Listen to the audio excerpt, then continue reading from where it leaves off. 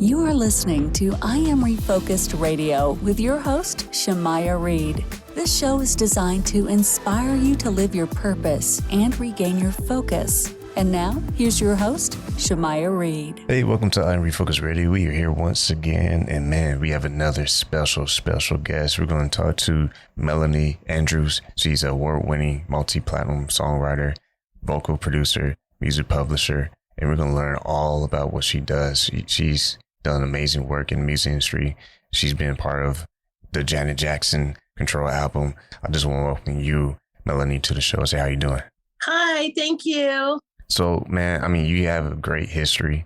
You've been no stranger to the music game, but you also are known in the film and TV world as well with placements. And first and foremost, man, tell us a little bit about how you got into the industry.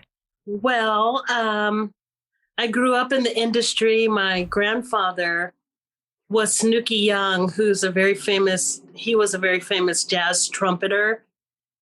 And he was on the Tonight Show for 30 years. So I kind of grew up on the set of the Tonight Show, backstage. And then, you know, through all his bookings, got to meet a lot of people as a kid. And just being around the music so much, I guess I just really took to it, and it was my destiny. So when I got a little older, I told my mom I was really focused on doing music, like my grandfather, her father. And so we just went for it. And she got me vocal lessons when I was a kid and all that good stuff. And then I started writing when I was 14.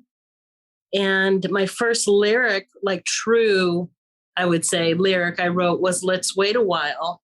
And then I rewrote it with Janet for her Control album. I have to ask, how did the opportunity come for you to work with Janet? Yeah, that kind of happened, you know, by accident or I would say destiny. It was God's plan, because Janet and I were friends, really good friends. And we went to high school together, and I traveled with her just as her confidant and best friend. And on this particular trip to Minneapolis, she was recording the Control album. And Jimmy Jam and Terry Lewis were the ones who said, hey, you know, that song you wrote, Melanie, you should finish it with Janet and we should cut it. So it definitely was not a plan, but at a friendship, we got to work together. So I think that's really special. Once again, listen, I'm Focus Radio talking to Melanie Andrews, singer, songwriter, producer, and publisher. I have to ask, since you went to school with Janet Jackson, I mean, what was it like? Janet had already done some work in the industry, obviously, with her brothers when she was little. She did stage work, and then she did television on Good Times. She played Penny. So she already, you know, was known in the business. But, you know, just, you know, I guess that was her start. You know, she was still in the beginning phases of her career. But I always, you know, personally, I always felt Janet was a superstar. Just her personality and her aura before the Control album. I mean, she just had what it took. You know, she had the whole package and she really wanted it. So it's not a surprise to me that she got so big. And she had such a work ethic. Amazing. Did she have a lot of people around her, or was she very protective of her space? Well, when we were in high school, she hadn't done her big album yet. She had her first two albums, the Young Love album and Dream Street. So a lot of people didn't know her as a big recording artist yet, you know, just people that had seen her on TV more recognized her from, you know, those shows. But so she wasn't a like massive superstar yet. So when we were in high school, well, our high school too, there were a lot of gifted kids that went to our school. It was a professional school for kids in the business. So she didn't really have that, you know, like people like trying to get her autograph and taking pictures of her, because everyone was so talented in that school. Jason Bateman was in our class, and Moon Unit Zappa and all these really talented people. Ricky Schroeder was there sometimes when he wasn't filming, and a lot of Olympic kids and stuff. So yeah, we didn't really have that kind of pandemonium going on at school, but yeah, it was really fun. And that school is a pretty amazing place to go. And it was a private school. We got a lot of attention. It wasn't that many kids in that school. So it was really cool. Let's Wait a While. That song, was that something that instantly y'all got to work, or was it a progress over time of y'all making that project into a full-length song to be released? It was not one of the first songs we cut on the album. One of the first songs we did, I think, was Nasty and Control and When I Think of You and What Have You Done For Me Lately. I sang on almost all the songs on the album and with her as on background. And I did the beginning. Remember that? I know he used to do nice stuff for you, but what has he done for you lately? That's me. Oh, wow. Okay. Everyone thinks that's Paula Abdul because she played me in the video, but that was me in the studio with Jen. Nah, that's a fun fact for the young people. Yeah. So anyway, so it was really fun cutting those songs first. And then Let's Wait a While was, towards the end of the album, I'd say. We cut that one. You were experiencing success early on in your career. Was this something that you kind of expected of yourself? Like, was this one of your goals on your list, that this is what you were expecting for yourself to accomplish? How were you trying to set apart for your career and for it to take off? No, I actually did not know that I was going to be a songwriter. I definitely enjoyed it. I was always writing lyrics. Starting like I said, 14 and up, I started really getting into writing, but it wasn't like I wanted to be a star and I had to do this so badly. I didn't have that passion like Janet did, I would say, but I enjoyed it. I wanted to be in the field. I did. I enjoyed it, but it wasn't like I knew for sure this was what I was going to do, but I knew I enjoyed it. And I was a dancer for years, and I loved dancing. And so there was other things I like to do, interior decorating, I was really into. So I wasn't quite sure. So I really feel like it was my destiny. And so, yeah, I'm glad I went with it because it turned out to be a good thing for me. How fast was it before big major top artists and record labels started knocking on your door? Was it instantly, or was it just gradually over time? Yeah, I would say definitely after the Control album was released, right away, I started getting, I was only 18. I was 17 when we recorded it, and I was 18 when a lot of the singles were coming out. And I remember my mom saying that all these publishing companies were calling her to sign me to a publishing deal, and I didn't know what she was talking about. So I really learned the business really early and went through that whole process of picking the publishing company I was going to sign with and deciding that that's what I wanted to do. So basically they were offering me a deal as a songwriter to write a certain amount of songs per year for their company. And they would shop those to different artists and TV shows and films. Yeah. So I ended up going with Paramount Pictures Company, which was Famous Music at the time. And now I think someone else bought it now, but it used to be a Paramount company. So I wrote for them for 5 years, actually, as a staff writer. So that's when I started writing for so many artists and, really got out there as a writer because they were pushing me and I had to fulfill my contract every year. I had to write a certain amount of songs and turn them in every year. Did you feel any pressure at all when things started to really move for you, where you had to make certain quantities of songs? Was there any pressure, or was it more fun process for you? Well, that's a good, all the interviews I've done, no one's ever asked me that question. That's a good question. Yes, I was paranoid, like so scared. Can I do this again? They're expecting me to write a song as good as Let's Wait a While again and again and again. And what if that's the only one I can write? That's, that people like that well. So all that was going through my head. And I was so young, so I really grew up.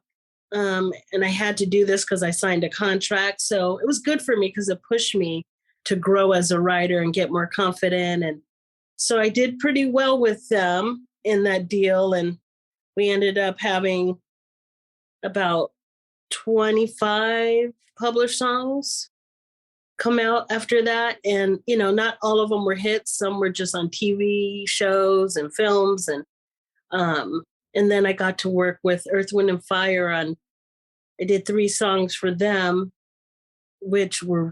that was just the highlight of my career. Because in junior high, I used to play their records in my room over and over and over.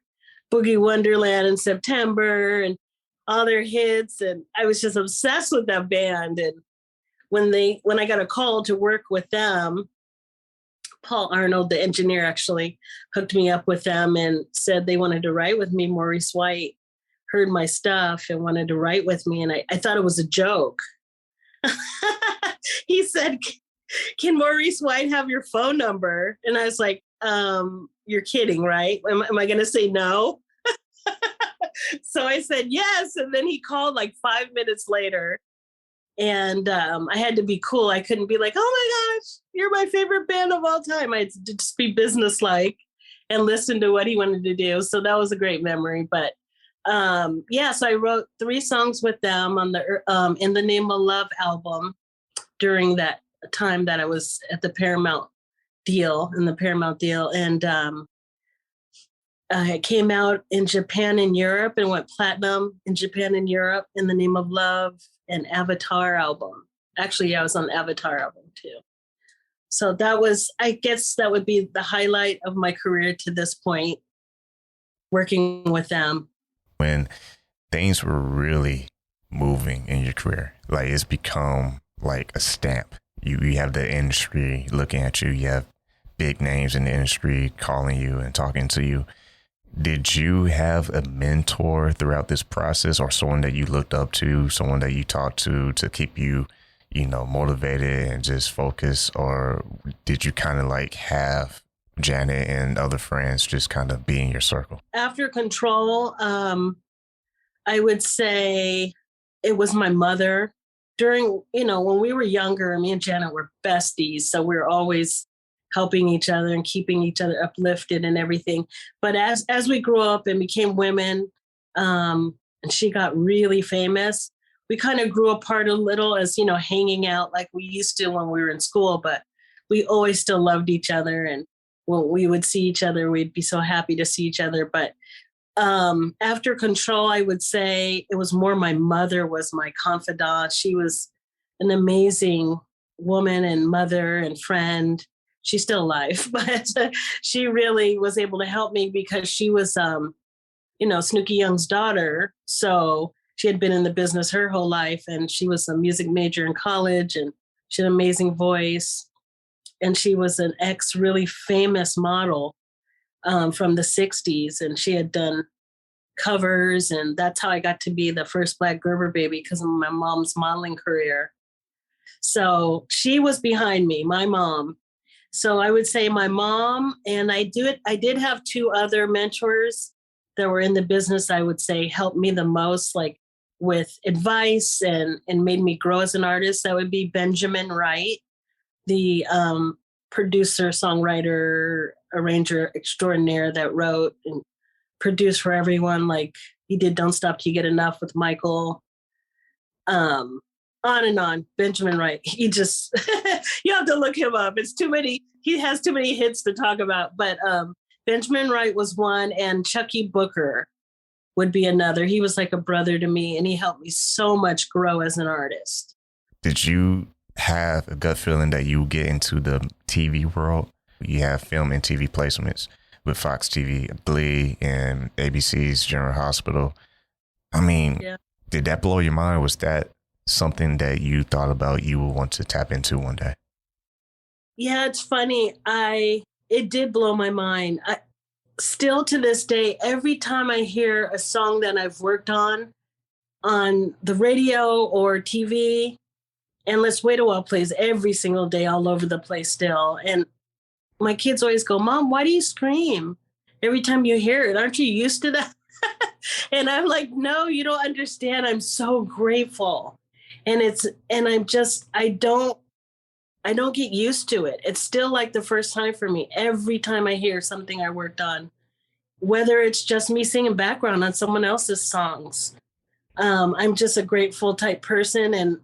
And I feel the same as I did when I was young, just so blessed, honored, and grateful to be on anything and that I had this opportunity. And as far as going into film and TV, music, that was something I learned, I saw, was a big part of the industry as I kept going in the industry. And I aspired to one day move into that area more, writing for film and TV. So when it started happening, I was really excited because I was used to, writing for records for artists. That's where I had my success. So it was a new arena for me. And still I'm trying to grow to this day and do more of that. So it's really fun to get scripts and actually write songs for shows and movies. What will be a dream job project that you would love to work on with anybody in the industry? Wow. Well, I always want to keep writing for great artists. That's definitely a dream still to continue. And I would love to do more music supervision for different films and putting all the music soundtracks together for the film. I've done that a couple times and it was such a great experience, and it's very easy for me. It was very just one of my things I did well. So I'd like to do more music supervising and directing for film and TV. That would be a great dream job. You do a lot of things outside of just like your own personal jobs. Irvine, California. That's where the studio is called Legacy 2 Studios. And I'm the director there. And we have lessons. We have voice lessons. And we also have a big recording studio there. And you can, book the studio to cut music. And we also have production available for new artists that want to bring their song ideas in and they want us to produce it and make it sound like a smash hit. We do that. And artist development, full artist development there. We have great photographers that do the artwork for new releases and that come in. And the best engineer, Paul Arnold, he's done Tupac hits and on and on and on. Christina Aguilera, he's worked with everyone. So he's our in-house engineer. So our sound, that we're getting out of there is incredible. So I'm really excited about the studio. How have you throughout the years keep that clear balance to just keep progressing and never find yourself slowing down and missing opportunities? Yeah, I definitely have my ups and downs in the business in my life, just like everyone else. And, but what's kept me going and excited and energetic is my faith. I just have a lot of faith in God, and that's what, helps me always see the bright light and keep going and stay positive. So that would be my answer. It's the Lord. He's doing it for me. And, I'm always seeking him. And so that's my strength. And I tell you, I don't know how people do it without him. Because it's a tough business. So you got to have faith. And for the people out there who are probably always asking you, what's the secret sauce to be a superstar in the music industry? What's some of the things that you tell artists if they ever come to you asking about, how can I make it in this industry? What's some of the wisdom you share with them? Well, that's another great question. And that we do a lot of mentoring at our studio. And like I always tell new artists, you have to keep working on your craft. You can't do one or two things and say, okay, I did it. I recorded a song. Now what? You have to keep recording. You have to keep growing. You have to keep creating, because you never know when you're going to get to that one that breaks you open. And it's not always the one you think. So sometimes it's a song that's not written yet. So you got to keep creating, keep working on your craft. You have to practice. You have to perfect. And that's something I've learned, that not every young artist has that in them, like that strength, that work ethic. That's what I've seen through directing the studio. But the ones that do, it's amazing to watch them progress all the way to becoming professional. And some of our students really have, and they end up on TV and selling units, and it's so exciting. So yeah, I would say, the work ethic, keep working, stay positive. Just because someone said they didn't like your song, or they gave you a bad post, or you really have to have thick skin and keep stepping. And just because one person didn't like it doesn't mean the person around the corner is not going to love it. So you have to, you got to stay in there. Is there anything missing in the industry that you wish would come back, or just, if that even makes sense, what I'm trying to ask? Another great question.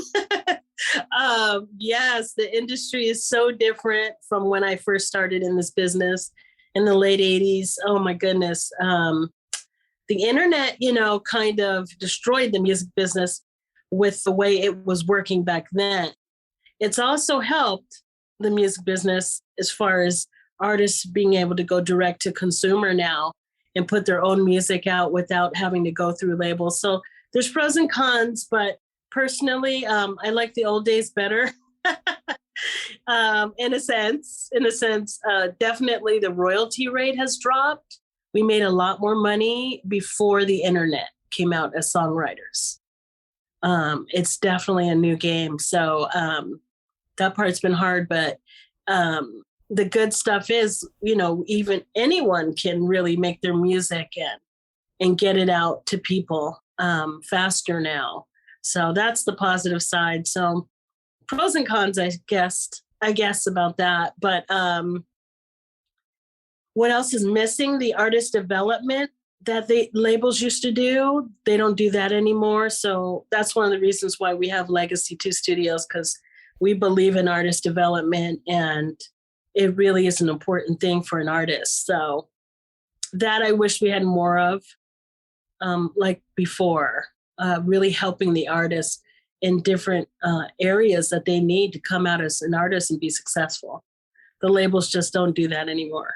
Are you seeing with the younger artists, since you talk about artist development, what are some of the things they should really pay attention to as they're trying to go from an idea to be an artist versus being a professional in a business world? Definitely social media. Make sure that they're set up properly and that they're posting their music and engaging with people. That's something that a new artist definitely has to do to start off. So definitely get in the social media world as an artist and set up an artist account and keep going and keep pushing. And also, you need to work with someone that can help you get better, I would say. A co-writer or a producer. That's really important for a new artist, not to do everything themselves. Even if they are great, it's still really smart to collaborate. And then see what happens from there. But make sure you surround yourself with positive, credible people. Once again, Melanie Andrews here on Refocus Radio, singer, songwriter, producer, and publisher. Now, the moment is coming to talk about your album, the first solo smooth jazz album. What can the audience expect to hear on this amazing project that you're about to release? Oh, thank you. Yeah, Soulmate is the name of the upcoming album, and it's a smooth jazz / R&B feel. And it's a very kick back, chill out, drive down the coast album. That's that's my vision, and that's what I wanted to create. My voice is kind of smooth, and so I always wanted to do an album that brought people peace and that they could really chill and vibe on. So that's what the album's like. And I've got just some great writers and producers and musicians on this album. Some of my best friends that I've ever had are on this album helping me to write and produce. And it just was a joy. You mentioned Take Six. Yes, Take Six is on there. They were just phenomenal to work with. Blew my mind.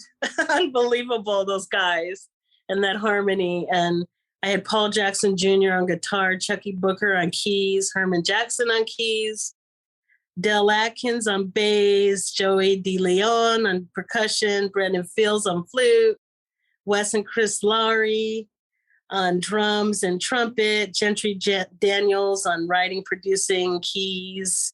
He played, I think, all instruments on there too on his songs. And Howard Westbrook from Rolls Royce, he's on there. And Michael Angelo Salisbury from Portrait did a song, Dwayne Omar, Andre Roberson, Diaz Musalimov. He's an artist in Kazakhstan that's popular. He's on there. So anyway, I'll stop name dropping, but those are some of the people that contributed to the album. And I'm just so blessed that they worked with me. And Paul Arnold, the engineer, again, I had him on the whole album. So it's just great.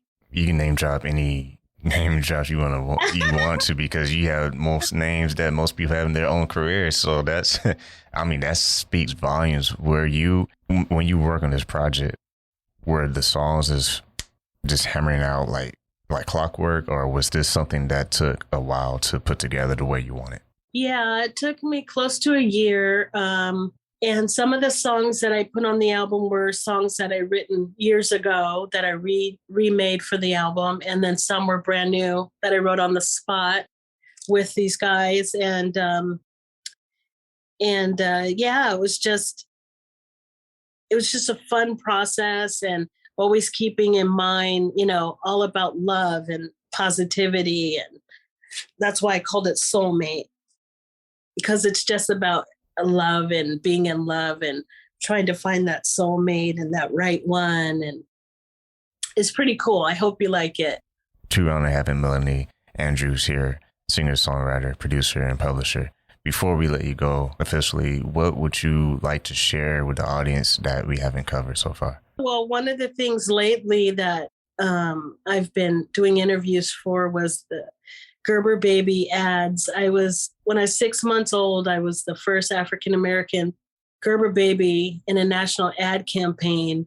And so recently I've been getting, interview requests about that, I guess, because the first Gerber baby that was on all the Gerber jar, baby food jars, passed away in her 90s. So this just happened last month. So basically, the last month I've been doing interviews about that. Like, what was it like to be the first Black Gerber baby? And I was like, well, I really don't know. I was 6 months old.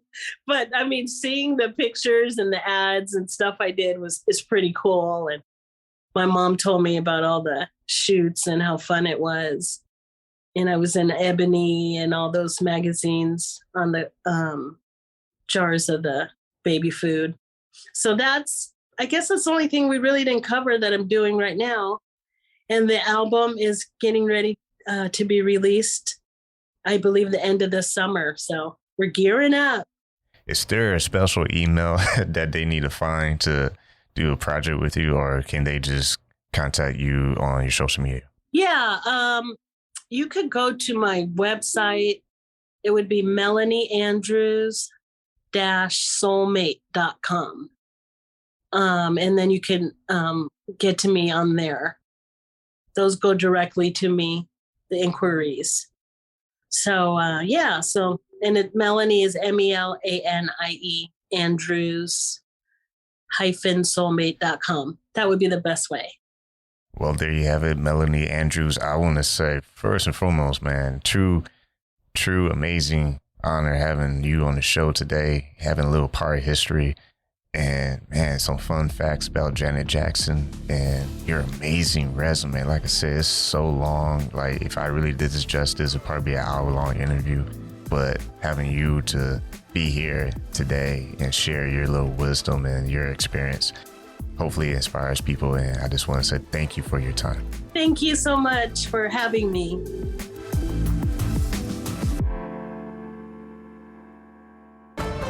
I Am Refocus Radio is brought to you by Foo 4 Star and Holy Crab. Foo 4 Star is a family-owned Asian restaurant in San Antonio, Texas. We have been a local favorite for Asian cuisine for over 10 years. With nothing but full smiles and fast service, you'll be leaving satisfied. Come on in for some authentic Vietnamese food. Holy Crab is one-of-a-kind Cajun Creole-style seafood restaurant located in Universal City, Texas. We offer traditional seafood items as well as chicken and steak. We also offer seafood boils. Come give us a try. You won't be disappointed. You can find these two eateries in Universal City, Texas at 2921 Pat Booker Road.